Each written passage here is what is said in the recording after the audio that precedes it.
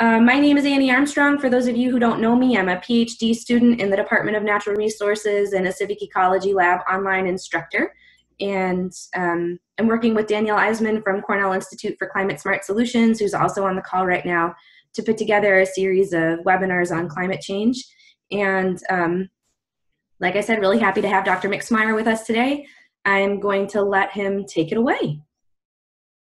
Thanks so much, Annie. I really appreciate you and Danielle setting this up, and I appreciate Cornell's Civic Ecology Lab hosting this.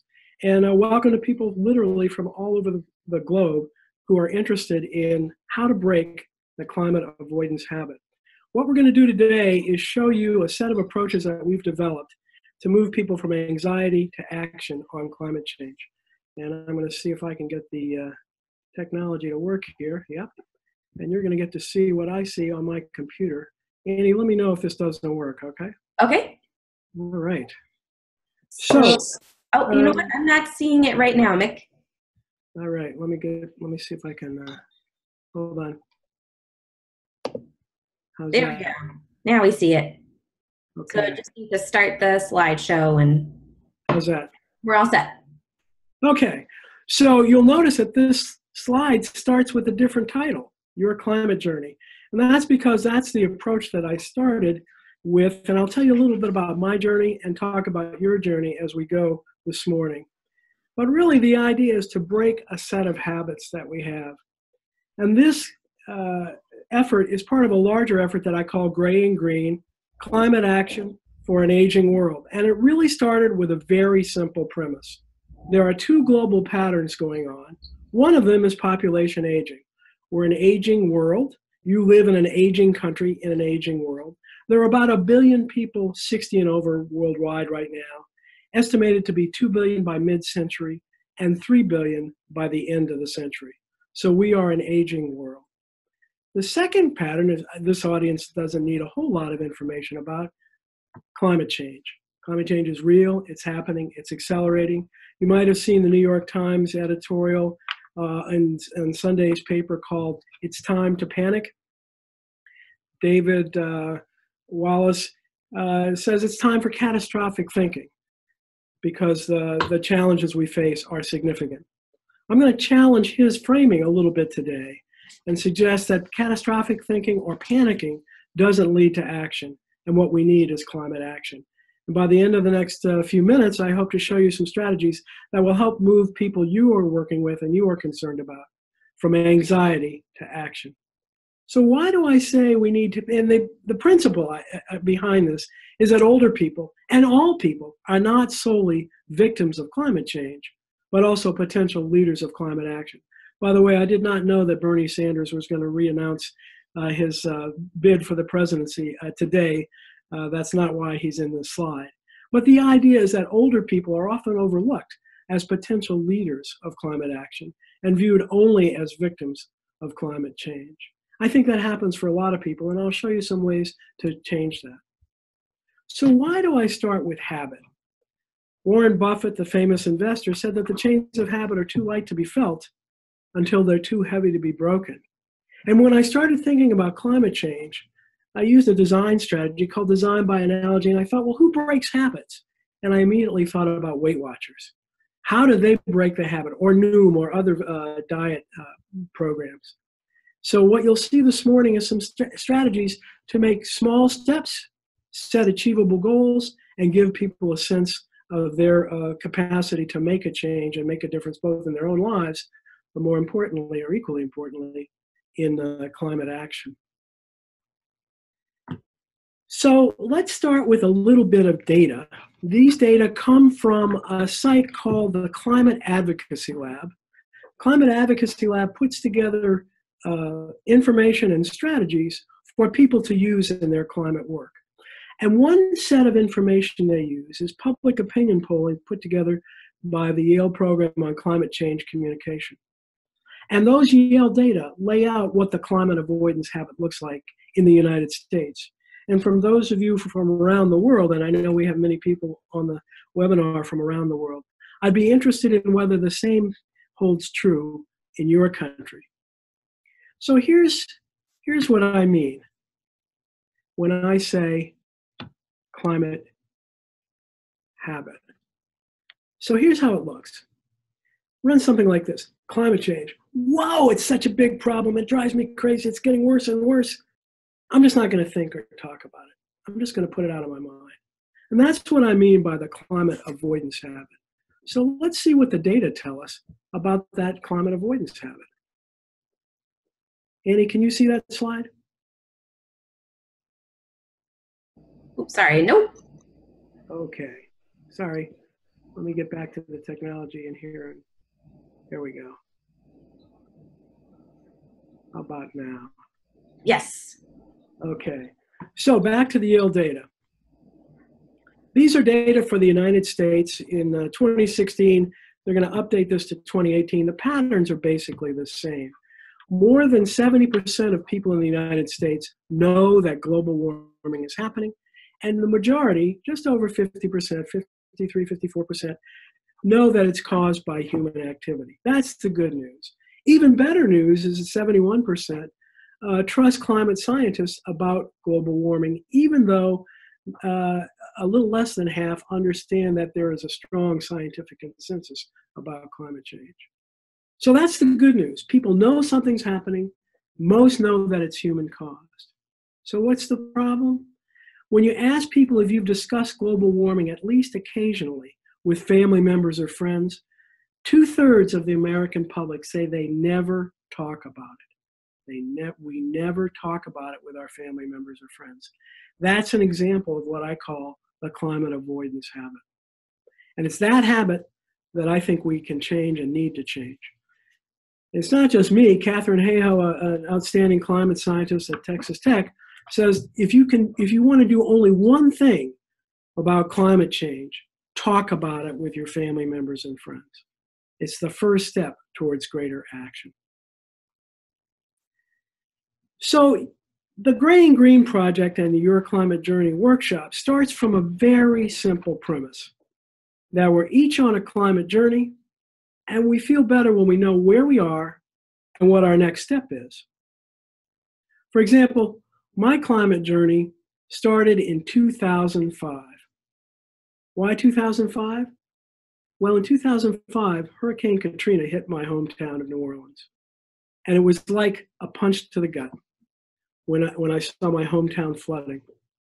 Now, if you ever think about Louisiana, the great state of Louisiana in the southern part of the United States, this may be your image of the state.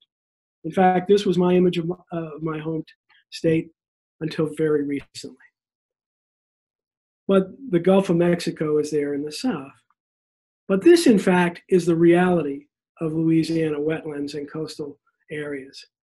The wetlands have been decimated through a combination of natural and human-caused factors, putting at risk the billion-dollar-a-year seafood industry of Louisiana, but more importantly, causing the first climate migration immigrants, Native Americans in the southeastern part of Louisiana, and decimating wetlands that protect the city of New Orleans and much of the coast from the strength of hurricanes and storms. So my climate journey started in 2005 with Hurricane Katrina, but it accelerated about 3 years ago with the arrival of these two little fellas, Gus and Bailey, my twin grandsons who are now 3 and barely sit still for a photo. And then it was accelerated with the arrival of their cousin, Teddy. Now, Gus, Bailey, and Teddy are really proxies for all of the children in the world. And what do they have to do with climate change? Well, it's very easy for us to now ask a simple question. What will the world be like when they are my age, as my daughter likes to say, when they are 68, 69, 70, when they reach later life? What kind of world are we leaving them, and can't we do better? Now, I'm lucky. I work at Bucknell University, as Annie said, and Bucknell has for many years had a project in New Orleans to rebuild homes. This is with a group of students and staff in the 9th Ward in New Orleans, building homes with the St. Bernard Project. But for most people, the outlet to do something about climate change is not as clear. Well, enough about me. Let's talk about you and your climate journey. What I want to do now is I'm going to shift gears a little bit. And what I want you to do is take a piece of paper wherever you are, and I'm going to ask you 4 simple requests. And I want you to write down a word and sketch your answer to each of these 4 requests. You ready? 4 simple requests. First request: picture a place, any place in the world, that has special meaning to you, that you have a special attachment to. And write and sketch your answer. For example, if I answer that question, I write down NOLA for New Orleans, Louisiana, and I put the sign of a hurricane, since when I think of my hometown, I think of Hurricane Katrina. So I've just lowered the bar for your sketching, by the way. We're not looking for great art, but just a sketch. The second question, so picture a place, any place in the world, that's the first, that has special meaning to you. Second, picture that place affected by extreme weather or climate change.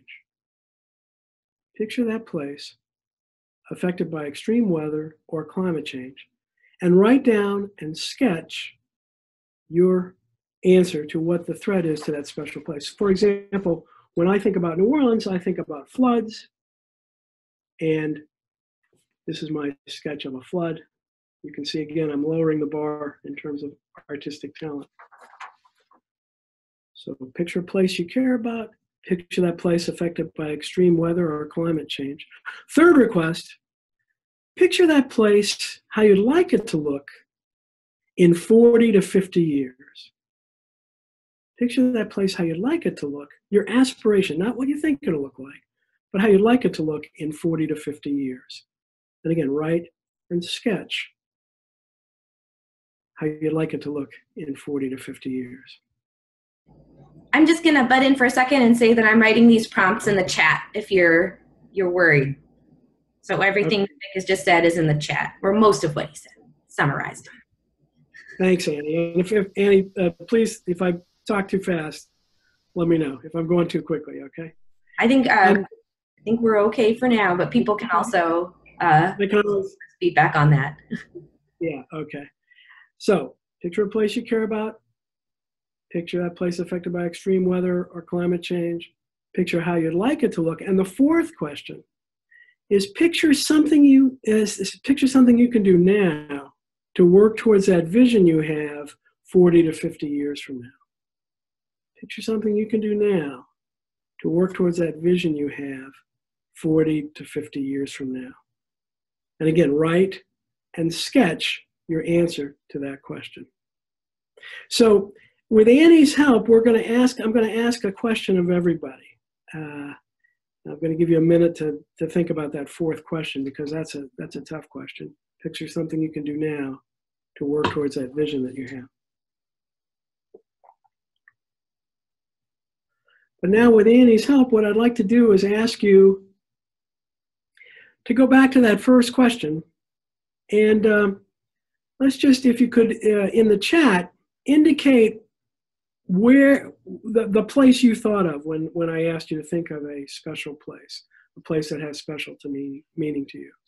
If you could just type in some of the places that we have around the world here.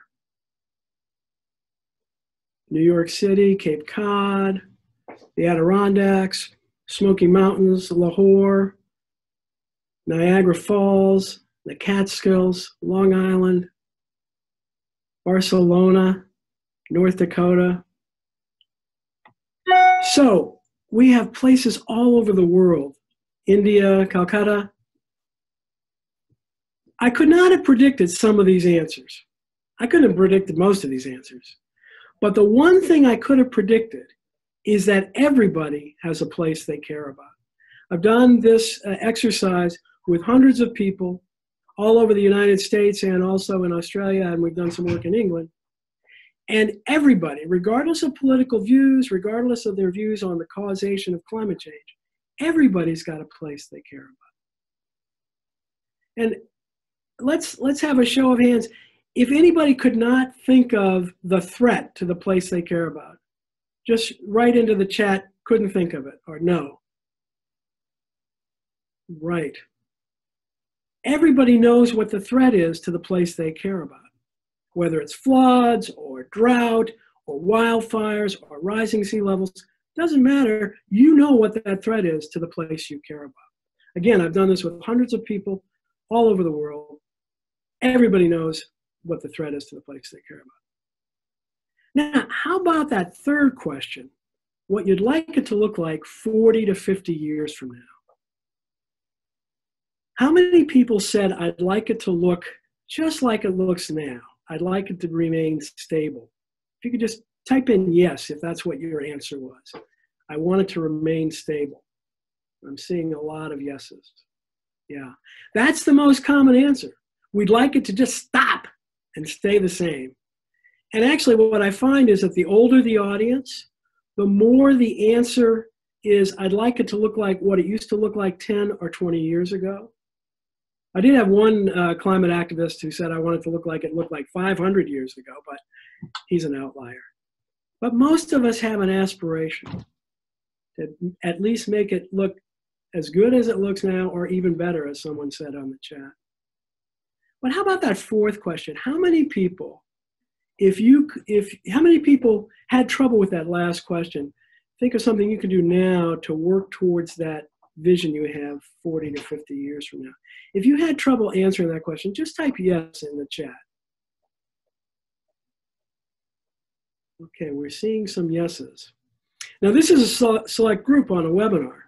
From all over the world, we have climate involved, engaged people, and yet many of you are saying yes, that's kind of a challenge. And it's that challenge that I want to take the next few minutes to explain how we move people from that anxiety about what can I do to action. But first, I'm going to stop and just talk a little bit about why I asked you those 4 simple requests. They really come out of work with the National Academy of Sciences that suggests the most effective climate communication strategies are social, short, and positive. Kind of like me, social, short, and positive. Social in terms of focused on people or places we care about. That's why I start off. I don't start off saying, do you believe in climate change? Is the world getting warmer? I just say, picture a place, because everybody's got a place they care about. Second, short in terms of time frame. I didn't say, what's your carbon footprint going to be like 10,000 years from now? Because we're not wired to think that way.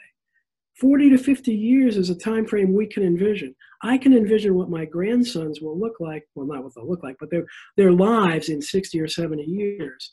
So that's a time frame that that's manageable for us to problem solve. But the third element, positive, is really important, and we'll focus on positive steps in the next part of the webinar. One last thing, why did I have you sketch? This comes out of design theory. I developed this project at the design school at Stanford. And this comes out of human-centered design and also Montessori teaching, by the way, and also psychology. It turns out that about 2/3 of our sensory neurons are wired to process either directly or indirectly visual information. So just the process of sketching, no matter how good or bad your sketches are, just that process gets you more deeply engaged in the process and in the problems of climate change. So that's why I had you do those steps. But now let's go back to what can we do about it? Because that positive part is the important part. How do we move people from anxiety to action? So when last I left you, you were starting your own climate journey, picturing your place and the risks and what you can do about it. When I've used these exercises with general audiences, depending upon the audience, somewhere between 50 to 80% of people are stumped when I ask, what can you do about it?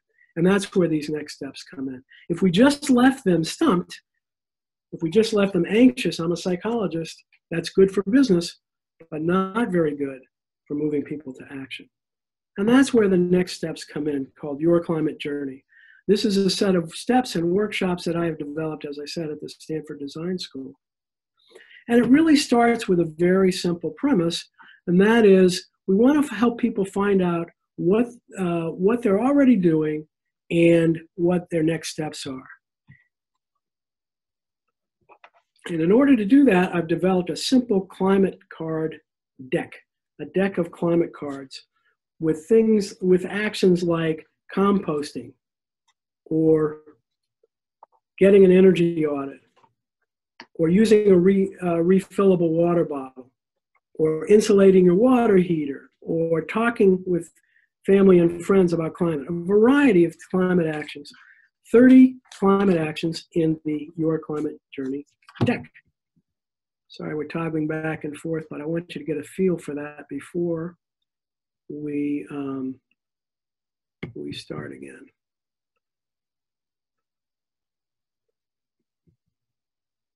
Whoops. Let's see here. Annie, can you see that okay? Okay. So the Climate Journey workshop is very simple. I give people a deck and ask them to sort those cards into 3 piles. Things I already do, things I could do, and no way, things I either cannot or will not do. It sounds basic, and it is, but it also turns out to be fun. So people in a group start sorting, and there's a lot of peer education that goes on. People ask, what do you mean you don't do that? What do you mean you can't do that? Why is that in your no way pile? And that sort of thing. The hardest part of running the workshop is actually getting people to stop talking so we can go on to the next step. This workshop, by the way, takes about 40 minutes, could take up to 50 minutes depending upon how much people are talking.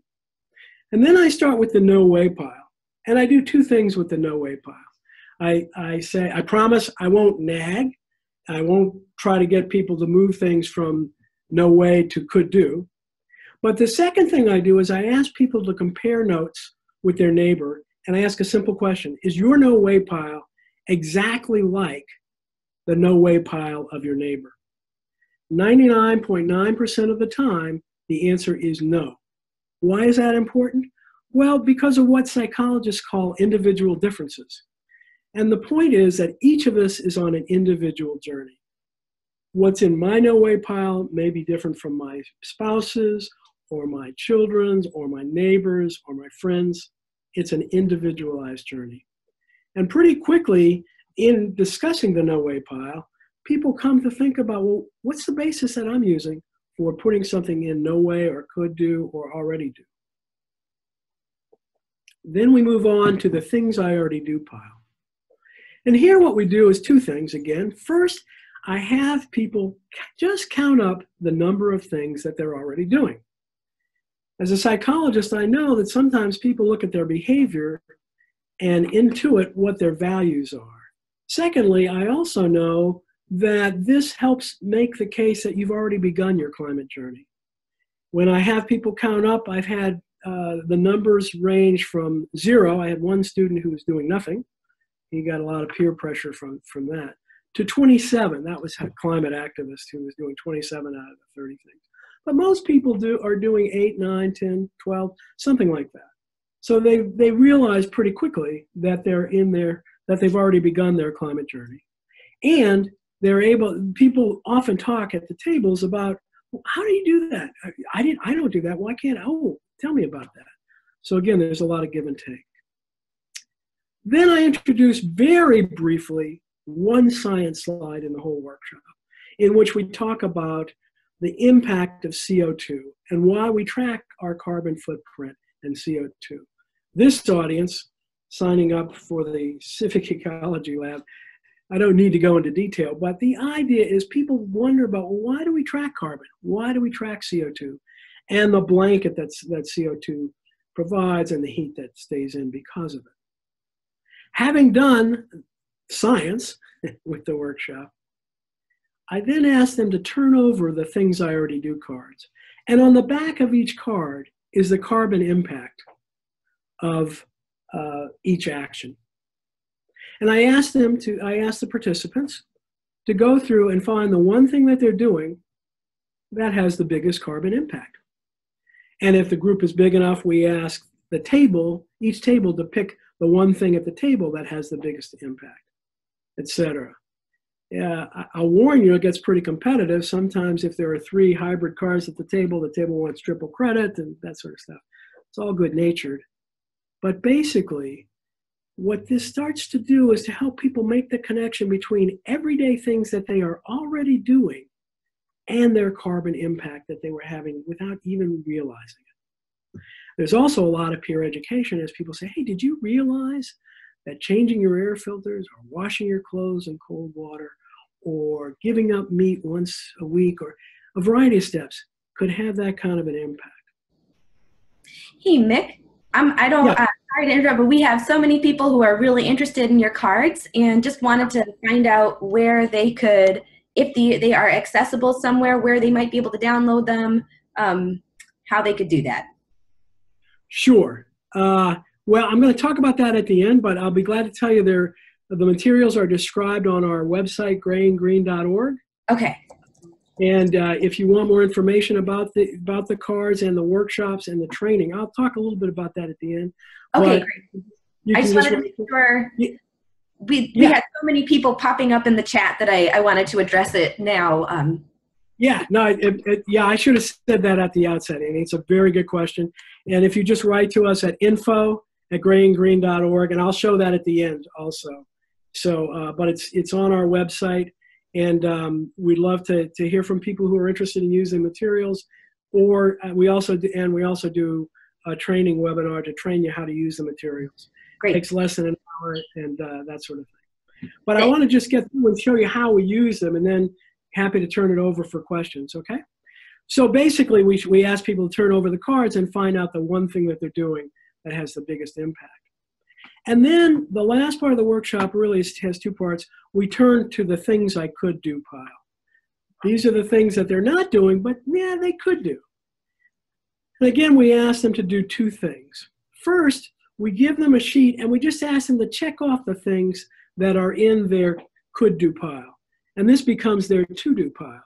They get to take this list home, and because they've just told themselves and us, yes, these are some things I would consider doing as next steps on my climate journey. So they go through and check off the things that are in their piles.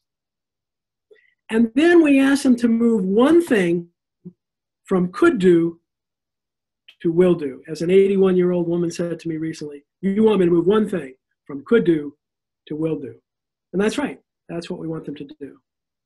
So now they've gone from a pile of 30 cards to one card in front of them. And with that one card, we help them figure out how to set a goal for that. So this is the first step of goal setting, going from a pile of do's to one will do. Now, it's interesting to ask people, how do you pick the one thing you're going to do? We've just talked about carbon impact on the back of the things I already do cards, but very few people look at the carbon impact in their could do pile.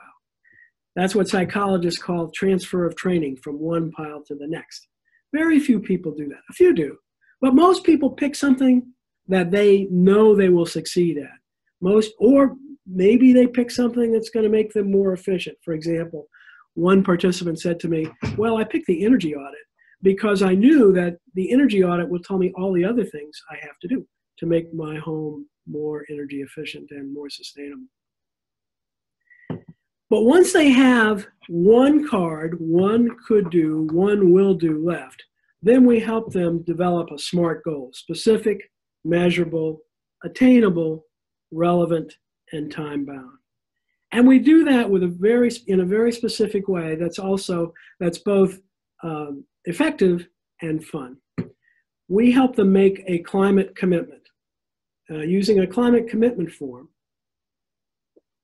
we first ask them to write down in an area on a Post-it note image, what's the item that you're going to do? Maybe it's change air filters or wash clothes in cold water or take shorter showers, whatever it is.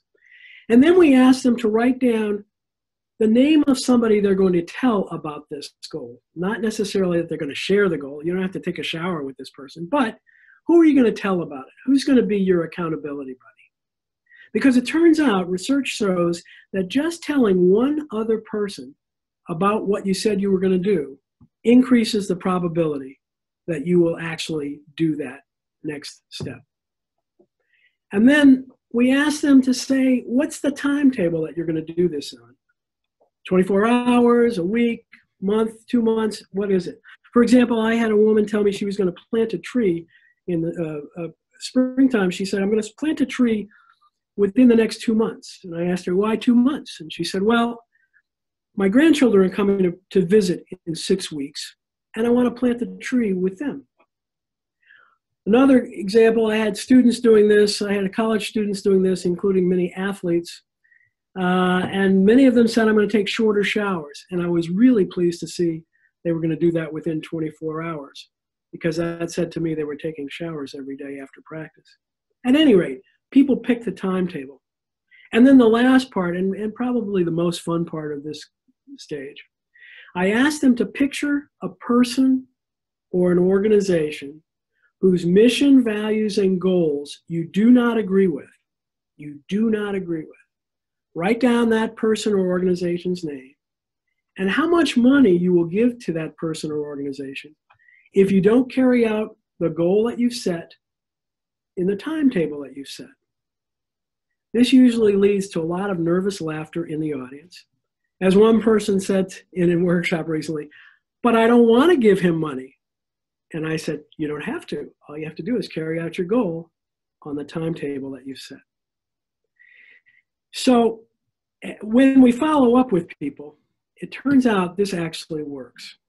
Turns out that depending on the group, somewhere between 50 to 80% of people follow through on that next step. And if you think about it, what I've described is about a half hour to 40 minutes of conversation and activity, designed with psychology and behavioral economics in mind. We do have experimental evidence that this works and anecdotal evidence. I'll just briefly tell you about that, and then if you want to know more about it in the Q&A, we can cover that. We have a study that's under review right now for publication, in which we compared two approaches, one which we call the place approach, the one that I've just described to you, and the other, the legacy approach, developed by Lisa Zaval and her colleagues at Columbia. Lisa's part of our research team in this study. In the legacy approach, Lisa and her colleagues found that if you ask people a simple question, how do you want to be remembered? Then it turns out that if you just ask people, how do you want to be remembered? That simple question leads people to take climate action more than a control condition, and increase their concern about climate activities. So in our study, we compared our place approach and the legacy approach to a control condition. And what we found was that both legacy and place move people to action well beyond what the control condition did. So experimentally, we know that doing the steps that we started with, those 4 simple questions, lead people to increase climate concern and increase climate action. And in combination with the cards, a likelihood of action is increased substantially. We also know, anecdotally, we have quotes from people all over the country and all over the world where we've done these workshops. Just a couple of quotes to give you an example. One participant said, it was eye-opening to see how doing small things can make a big difference. And what she was referring to there was really seeing what the carbon impact of some of the small things she was doing was when you totaled it together. Another quote came from a teacher recently who used our approach with college students. And we've used this approach to help students talk to their families about climate issues. And as she said, the students really appreciated the fact that having the cards helped them break the ice in having that conversation on climate change. On our website, we've posted some op-eds that I've written, including one in which I describe the impact of having the cards, enabling people to have that climate conversation with family members and friends, a way to get that conversation started. So whether it's legacy or place, we know there are ways to move people from anxiety to action. And as I say on our website, GrainGreenorg, there's more information about the cards and how to use them effectively, as well as information about how to get trained to use them. We also have a kids version, It's interesting when you ask adults to do this, adults make nice little piles on their tables in front of them. If you give kids a deck of climate cards, this is what they do with them. First of all, they love it. They get very engaged. We've worked with teachers in developing a set of approaches to use in classrooms. But by the way, it also works in families, and it leads to very interesting discussions in families about what's in your family's already do pile or could do or no way pile, and what can you as a family do as a next step. So the intergenerational aspect, whether it's college students or high school or grade school students, is also very powerful. So let me stop there. I'm going to stop the share and turn it back to Annie for questions from the chat room, and let's see what we have out there. And again, thank you to Annie and folks at Cornell for making this time available. Well, thank you so much, Mick. We've been getting, if you scroll through the chat, we've been getting a lot of compliments and people really enjoying your talk. So we have a few questions, I think some really good questions here. So first from Mechtild was asking about, okay, so if we're talking about climate avoidance, who is coming to your workshops and how do you get people who might be avoiding climate to not avoid climate and come to your workshop and think about it? Well, that's a very good question. And my target audience is what I call the worried middle. You know, the Yale program on climate change communication talks about 6 different communication segments. Those who are denying climate change or who dismiss climate change arguments are not my target audience. It's the 50 to 60% of people in the middle who know something's going on but don't know what to do about it. That's my target audience. And so what we find is a lot of people are curious. They're not the 17 or 20% of people who are climate activists, but it's really that middle group. Let me give you 2 quick examples. I'm working with a group, and it's a national group, but I'm working most closely with the Boston chapter of Elders Climate Action. And this is a group of climate activists. They're in that 20%. They know something's happening and they're working on it. But they're reaching out to other groups who are in that worried middle. They're using my materials as an engagement tool to get people starting to talk. Another audience that I've been working with are churches, where again, maybe there's a green committee in the church, but the majority of people are still in that worried middle. So they use this workshop as a way to sponsor a workshop as maybe over lunch after services or something like that. So it's that worried middle that I think is really the target audience. Thanks. And a couple questions from Helen. First was, so what do you do about if you're working with underserved audiences or kids, when teachers work with kids who, for example, like buying organic or buying local food is just not an option for them, or some of the climate change actions that are presented in the cards might be a little embarrassing or just not an option because of cost. Right. So right. How do teachers work with that with the card deck? Yeah, that's a very good question. First, let's talk about the range of audiences that we've used this with. With adult audiences, we've used it with a range of people of all income and socioeconomic groups, and it works. I did a workshop with 100 African American elders in Detroit. Everybody in the room had a place they cared about, knew the threat itself. So the basic approach works. Having said that, it's really important to take a look at the cards and the materials and adapt them to your setting. Let me give you 2 quick examples. The kids' cards have been developed by teachers. They were first designed by a retired award-winning first grade teacher, and then field tested with other current teachers, so that they're designed not to draw towards a certain income level or background. And there really are, they're similar, but not exactly the same as the adult deck. So it takes into account what can kids do versus what parents can do. But having said that, people adapt the materials in a variety of ways. Let me give you 2 quick examples and I'll stop. One, we have a version that we've developed with colleagues in Australia.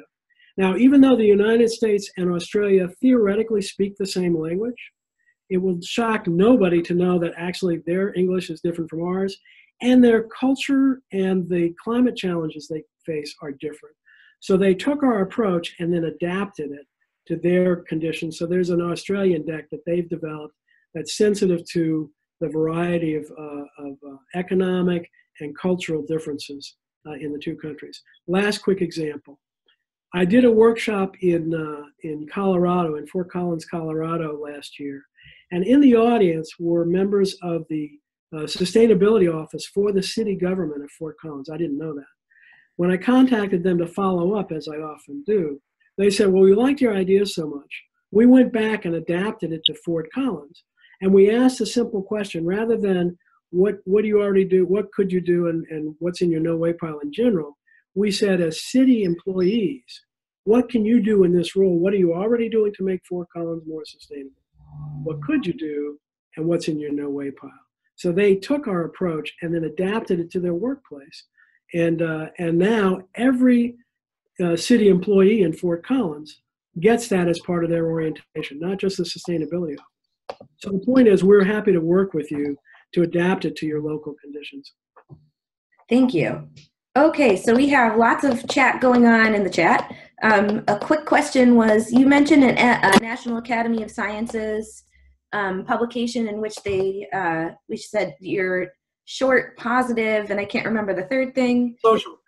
Smart, social, and positive. Smart, social, and positive. Could you provide a link, or what would be what's the citation for that? Yeah, I can get it to you, Danielle. It was a report that came out in about 2011, and I can get you. How about if Annie, if I give you the citation and you can provide it for me? That sounds good. Okay. By the way, if I can just say one other thing on that, Annie, the National Academy report really started by focusing on climate communication for kids, and it espoused those three principles for kids. But I actually think they work for all age groups. Oh, okay. And so we've had some conversation. I just want to bring up. Let's see. Somebody asked about the card activity running the risk of creating. Christina asked about the card activity running the risk of creating complacency. If you're doing small changes, that feels good. But does it create? Have you seen it create a single action bias where you're like, okay, well, I've done that. Right. I'm taking a shorter shower. Right. Take care of climate change. Check that box. Yeah. I'm right. I'm taking shorter showers and don't have to worry. In fact, what I find is the opposite. That having the checklist that they take home with them, many people tell us, now, not only did I do that, yeah, I did that one thing you told me, but now you've got me thinking about what else I can do or looking at what else I'm doing. So that it in fact has the opposite effect. It increases people's awareness and they begin to look at other things. The second thing is that some of the cards focus not only on individual action, but collective action, like joining a climate organization or joining writing to your elected representatives or joining a climate demonstration. Many people are uncomfortable doing that, but in the context of social support and talking in the workshops, where they see some people who do that and others, they've been led to sort of say, oh, well, I could do that. Yeah, I mean, I could join a climate organization. So I find it, I know that there's some concern about complacency, but I find actually it increases awareness and leads people to more than just a single action. That is excellent. Somebody asked, somebody really liked your climate change science slide and was wondering whether that's something that comes with, that is available, or is that part of the training that you would do with people? Right. Yeah, good question. Let me talk a little bit about the training. The answer is yes, it is something that would come with the training. The training has really kind of three parts. One, the deck itself, because you need the decks to do the workshop with people. Two, the slides that you've just seen or some version of that. And I work with people. I send them the slides and urge them to adapt it to their local situation. For example, people don't want to hear about my climate journey, but they do want to hear about yours.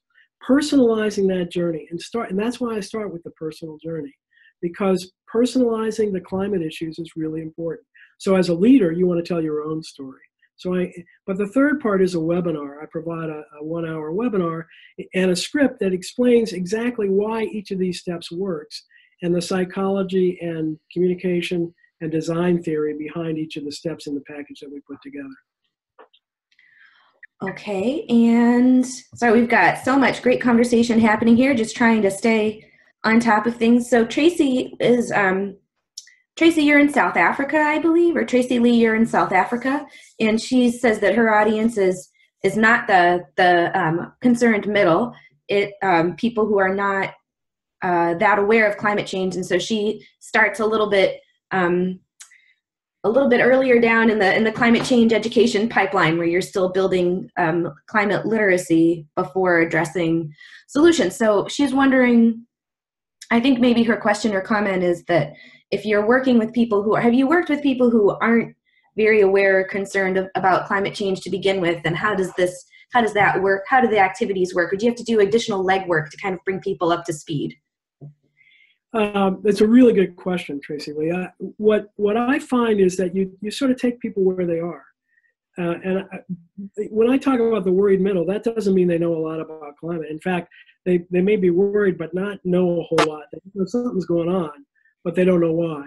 But also kids. If you think about children, and we've used our materials with, well, really kindergarten, but really we say first grade through high school. But the kids deck is really first grade through sixth grade. A lot of times those kids have heard a little bit about climate, but it's a tricky issue with kids. But I think it's also a tricky issue in general, where you don't want to overwhelm people, but you want to take them where they are. And that's the nice thing about, we find, with the place approach. It starts very simply. Everybody's got a place they care about, regardless of their scientific knowledge or sophistication. And it helps them see, well, no matter where you are, there is a next step. Surprisingly, I've done a lot of work with college students, because I work in a college, and surprisingly, students know very little. It's really interesting when you ask, you think, oh, college students, they must know a lot about climate change. Well, in fact, there's research that suggests that high school and middle school science teachers don't know about the scientific consensus about climate change and aren't teaching that. So it's no surprise that by the time students get to college, they haven't had deep conversation or deep exposure to this. So my experience is by setting up an atmosphere that says, let's just take you where you are, and then see what your next step could be, even if it's a small step. Just getting people to engage in that conversation is enough. And let's be clear, what we've outlined is a set of engagement strategies to get the conversation going. So thinking about those small steps, Helen has a question about linking those small steps to the big, to the scale of the problem. So can you talk a little bit about how you link those, how people move from those small steps to thinking that, I think it probably has something to do with the collective efficacy that people might gain from just being part of the social group or joining a movement as a result, but of working through your program. But how does the approach of the small steps connect with the large impacts? That's a really good question, Annie. And in fact, when I started this work, I started thinking, why even worry about this stuff, because it's such small stuff. But I've become convinced by spending time with designers and other problem solvers that big problems solutions start with small steps. And you're right that the collective efficacy is what keeps people going. So, for example, if we're working with a classroom or a school, it's not solely the individual goals that a child or sets, but what's the classroom goal for their carbon impact? And we've had groups that start to chart the carbon impact of things they're already doing, as well as the carbon impact of their pledges.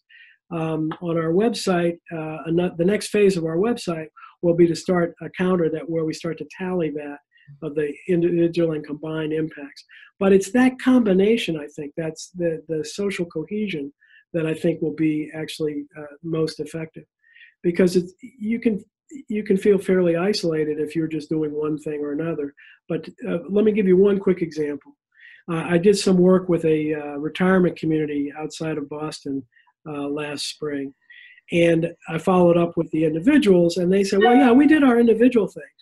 But also our conversation led to a broader conversation about what we as a retirement community can do. And so now they've changed their entire facility and organization with 600 people living there, not to mention the staff. Their whole recycling, composting, sustainability, all of those practices have changed, starting with our little conversation in our 1-hour workshop focused on their individual actions. So you're right, the social cohesion really makes a difference.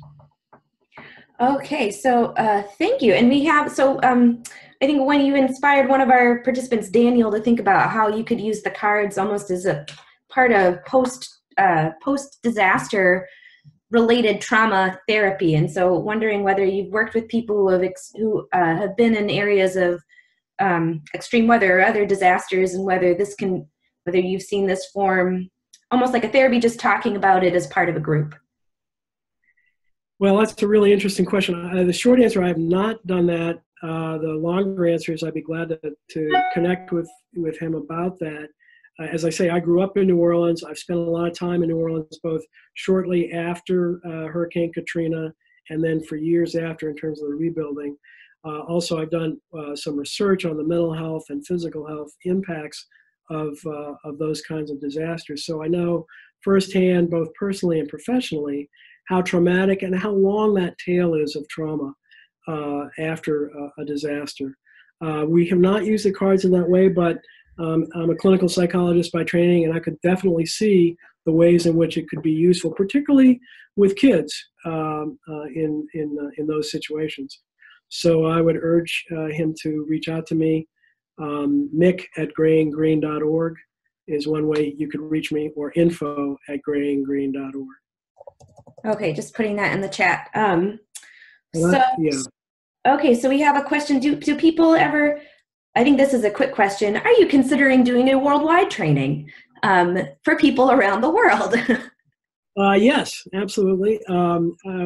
We would love to have partners in other countries, just as we have. We started in Australia because I have a connection to the University of Queensland there, and my colleague and friend Nancy Bahana there worked with me to develop an Australian version. We'd love to develop that in other places in ways that are sensitive to and meet the needs of different countries. Okay. And I can put up a slide that tells people how to get in touch, if that would be useful. Sure. I put your Mick at GrainGreen.org email in the chat, so you may be receiving several emails from people after the webinar. Danielle, for those of you, we've been having a little side discussion on the chat about how people's economic fears related to climate change mean that they don't want to act because they're worried that acting will hurt the economy, and wondering whether you've had to address that in your trainings and how. Well, that's a very good question. That has not come up in the training.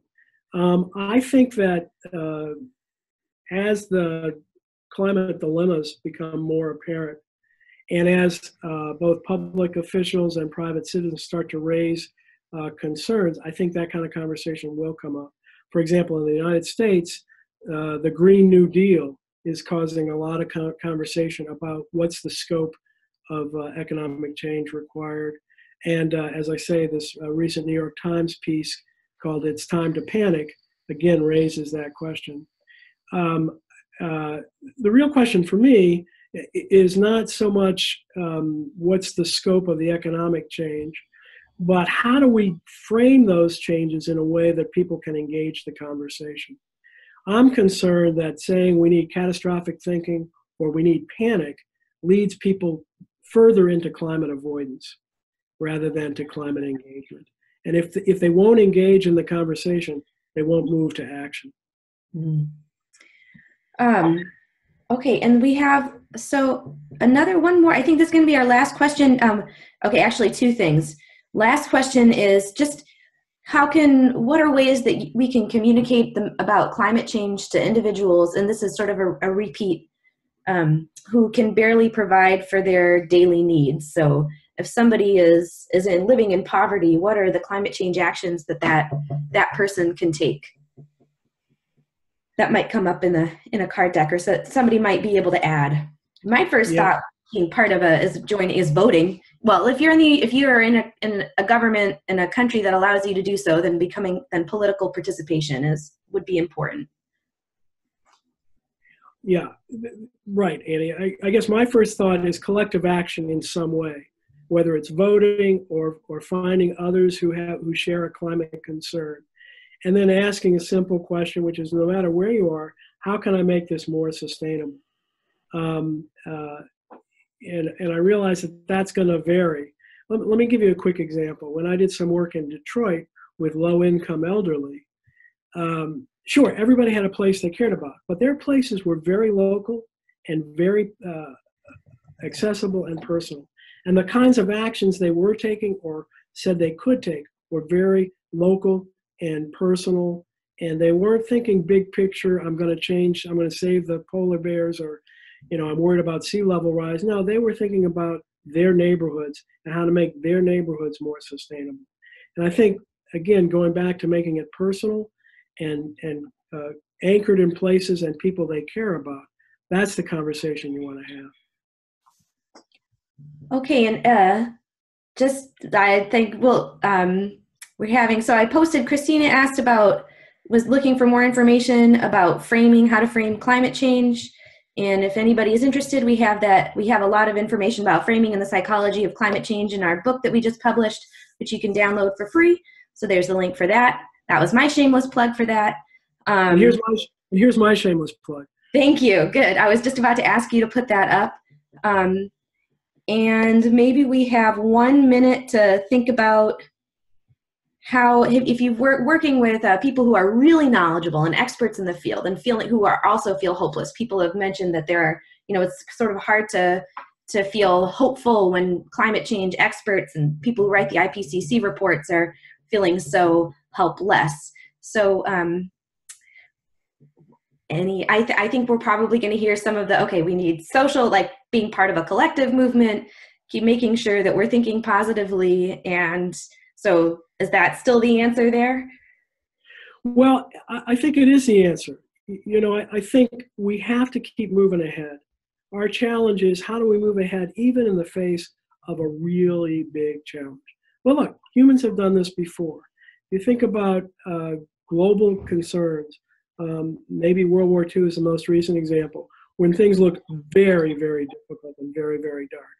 If our leaders are not providing appropriate framing, and in our country they're not, particularly at the federal level, then we need to look to leaders who are. And fortunately, you can find them, even in the United States. The local leaders who are in the We're Still In movement, mayors, governors, regional and local leaders are saying, we know there's a problem, we're going to move ahead.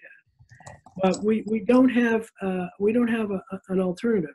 We have to keep moving ahead, and we have to break the climate avoidance habit. We have to get people talking and acting together. And we can only do that if we say, together we can make a difference, even if individually we feel like one individual, what can one individual do? Well, thank you so much, Mick. I really appreciate, we've gotten lots of compliments in the chat. And just as a reminder, this was recorded, and we'll be posting the recording within we'll send it out in an email. We'll be up on our YouTube channel. We'll also go to WeChat, and we'll be posted on Facebook. So thank you so much, Mick. Thanks, Danielle. Thanks to all of our Civic Ecology Lab and other participants. And our next edition of this seminar series will be March 11th, I believe, and I'll be sending out information on that. It'll be about project-based learning and about climate change and project-based learning with Elise Trelligan from NOAA. So thanks everybody very much, and thanks Mick again. Thank you, Anne. Thanks, Danielle, and thanks to Cornell for making it happen. Looking forward to seeing everybody online.